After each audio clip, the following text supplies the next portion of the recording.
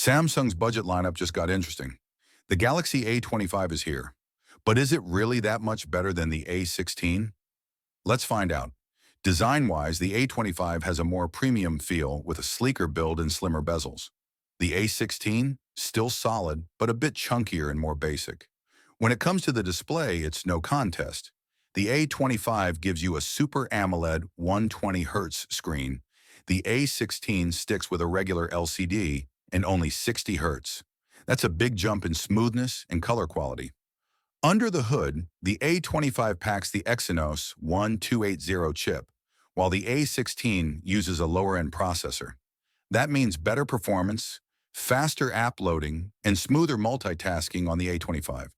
On the camera front, both have triple cameras, but the A25's main sensor is sharper and captures more detail, especially in low light. Battery? Both give you 5,000 milliamp hours full-day power, but the A25 charges faster with 25 watts compared to the A16's 15 watts. So here's the bottom line. If you're on a tight budget and just need the basics, the A16 will do the job. But for smoother performance, better display, and an all-around better experience, the A25 is worth the extra bucks. Which one would you choose?